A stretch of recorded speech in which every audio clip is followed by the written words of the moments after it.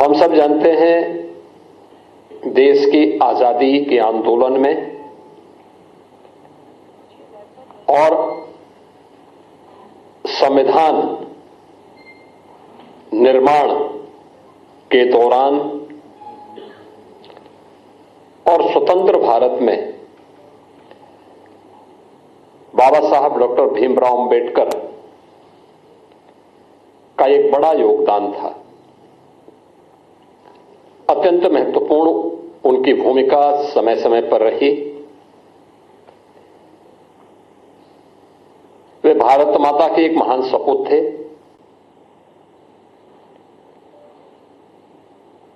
उन्होंने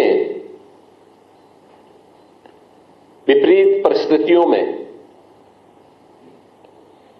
तमाम प्रकार के सामाजिक बंधनों का सामना करते हुए उच्च शिक्षा अर्जित की, वित्त और अर्थव्यवस्था के क्षेत्र में, कानून के क्षेत्र में दुनिया की सर्वश्रेष्ठ डिग्री अर्जित की और फिर उसके माध्यम से उन्होंने भारत को अपने उस ज्ञान से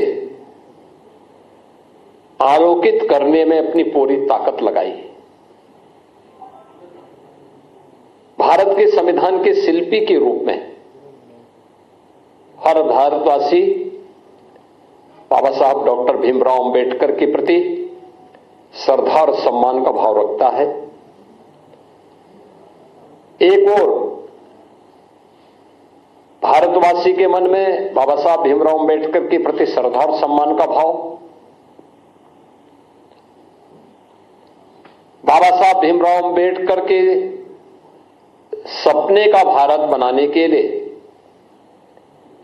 भारतीय जनता पार्टी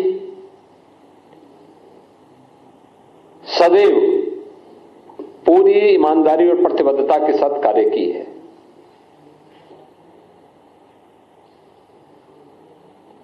सरदेव अटल बिहारी वाजपेयी जी का यह जन्म शताब्दी वर्ष है और कल उनके जन्म सदी का एक आयोजन भी पूरे देश के अंदर होने जा रहा है।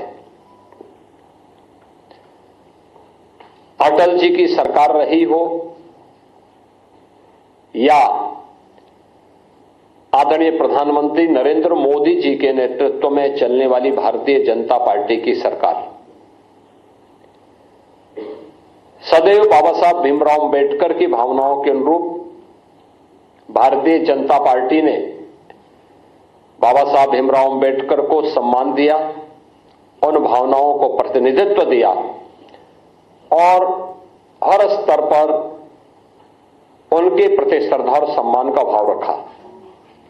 चाहे वे पंचतीर्थ याद करें, बाबा साहब भीमराव अंबेडकर का जन्म मऊ मध्य प्रदेश के जिस क्षेत्र में हुआ था, वहां पर भारतीय जनता पार्टी के तत्कालीन मुख्यमंत्री श्री सुंदरलाल पटवा जी ने स्मारक बनाने का काम किया था और उसका उद्घाटन सरदेव अटल बिहारी वाजपेयी जी के द्वारा किया गया। दिल्ली में अंबेडकर सेंटर के लिए भूमि प्रदान किया था स्वर्गीय चंद्रशेखर जी ने और वहां पर अंबेडकर इंटरनेशनल सेंटर की स्थापना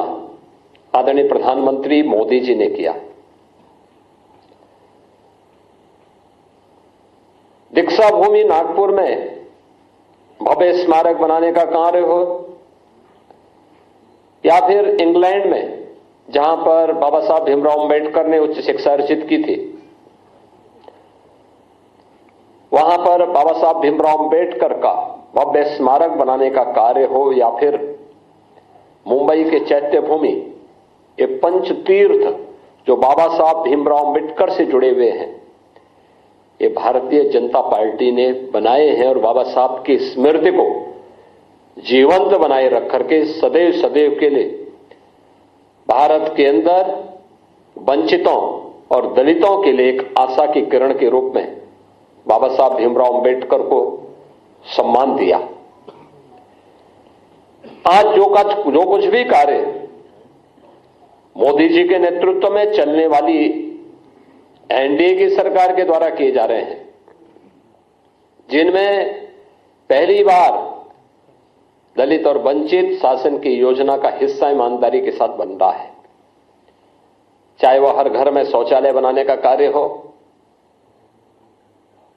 हर एक परिवार को,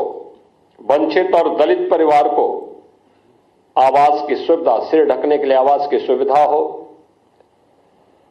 स्वास्थ्य बीमा का कवर देने का कार्य हो, चाहे वह देश के अंदर 80 करोड़ लोगों को राशन की सुविधा उपलब्ध करवाने का कार्य हो, अनुसूचित जाति, जनजाति और अन्य वंचित तबके को शासन की सभी प्रकार की सुविधाओं से आच्छादित करने का कार्य हो, ये सभी प्रधानमंत्री मोदी जी के नेतृत्व में देश के अंदर बखूबी चल रहा है। बाबा साहब भीमराव अंबेडकर इसी बात के लिए सदैव प्रेरणा प्रदान करते थे। इसी प्रेरणा से प्रेरित होकर के भारतीय जनता पार्टी अपने इस अभियान को पूरी ईमानदारी और प्रतिबद्धता के साथ आगे बढ़ा रही है। एक और भारतीय जनता पार्टी उन मूल्यों, उन आदर्शों के प्रति समर्पित होकर के कार्य कर रही है, तो दूसरी तरफ कांग्रेस, जिसका इतिहास देश के अंदर भारत के दलितों और वंचितों का अपमान करना, जिसका इतिहास तुष्टीकरण के आधार पर दलितों और वंचितों को उनके अधिकारों से पूरी तरह रोकने की एक कुत्सित चेष्टा का हिस्सा रहा है, और दूसरी तरफ तुष्टीकरण के आधार पर देश को विभाजन के कगार तक पहुंचाने का कार्य भी कांग्रेस ने किया। कौन नहीं जानता है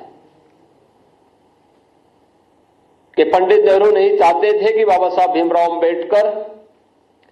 संविधान सभा का हिस्सा बने। कांग्रेस नहीं चाहती थी कि बाबा साहब भीमराव अंबेडकर को संविधान सभा के ड्राफ्टिंग कमेटी का अध्यक्ष बनाया जाए, और राष्ट्रपिता महात्मा गांधी के हस्तक्षेप के बाद यह संभव हो पाया। और कांग्रेस ने अपनी इस कुत्सित मंशा का परिचय बाबा साहब भीमराव अंबेडकर के प्रति अपने विद्वेष भावना को तब परिचय दिया जब यूपीए की सरकार थी, और उस समय उन्होंने पाठ्य पुस्तकों के उस कार्टून को, जिसमें बाबा साहब भीमराव अंबेडकर के चित्र को पंडित नेहरू के द्वारा कोड़े मारने के एक कार्टून के माध्यम से दिखाया था, एक कांग्रेस की कुत्सित मानसिकता को दिखाता है। बाद में जब विरोध हुआ तो तत्कालीन मानव संसाधन विकास मंत्री कपिल सिब्बल को माफी मांगनी पड़ी थी, और ये पुस्तकों को वापस करना पड़ा था। कौन नहीं जानता है कि बाबा साहब भीमराव अंबेडकर को पहला आम चुनाव 1952 में मुंबई नॉर्थ से, फिर 1954 में उपचुनाव हराने का कार्य भी तो कांग्रेस ने ही किया था। यहां तक कि पंडित नेहरू बाबा साहब भीमराव अंबेडकर के विरोध में प्रचार करने के लिए गए। जब वे बाबा साहब भीमराव अंबेडकर भंडारा से चुनाव लड़ने के लिए गए महाराष्ट्र में, वहां पर भी उन्हें पराजित करवाया कांग्रेस ने। कांग्रेस कभी नहीं चाहती थी कि बाबा साहब भीमराव अंबेडकर संसद में जाएं,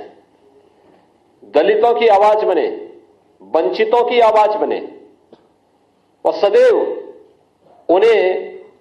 अपमानित करने का काम करती थी। कांग्रेस लगातार, कांग्रेस की मंशा हमेशा ये रही और कांग्रेस ने न केवल उन्हें हराया बल्कि उन्हें हराने के लिए बाबा साहब भीमराव अंबेडकर के जो अनन्य सहयोगी थे नारायण काजोलकर, उन्हें तोड़ करके उन्हें ही बाबा साहब भीमराव अंबेडकर के खिलाफ चुनाव लड़वा दिया था। और हम सब जानते हैं कि उन्हें चुनाव लड़ाने के परिणति क्या थी, बाबा साहब चुनाव हारे और उन्हीं काजोलकर को कांग्रेस ने 1970 में पद्म पुरस्कार से भी सम्मानित किया। कांग्रेस ने बाबा साहब भीमराव अंबेडकर के महापरिनिर्वाण के बाद कहीं भी उनकी स्मारक नहीं बनने दिया। जो भारतीय जनता पार्टी ने स्वर्गीय अटल बिहारी वाजपेयी जी के समय और आज आदरणीय प्रधानमंत्री नरेंद्र मोदी जी के समय जो पंचतीर्थ बने हैं, ये भारतीय जनता पार्टी ने बनाए हैं, कांग्रेस ने नहीं। कांग्रेस ने कभी नहीं बनने दिया। बाबा साहब भीमराव अंबेडकर को कभी पद्म पुरस्कार तक नहीं देने दिया। भारत रत्न भी बाबा साहब भीमराव अंबेडकर को तब मिला जिस सरकार में भारतीय जनता पार्टी सपोर्ट कर रही थी। कांग्रेस का इतिहास इसी से आप समझ सकते हैं। जो बाबा साहब भीमराव अंबेडकर ने अपने इस्तीफे के दौर के बाद कही थी, जब उन्हें अपने पद को छोड़ने के लिए मजबूर होना पड़ा था, तो उन्होंने उस समय नेहरू सरकार पर आरोप लगाए थे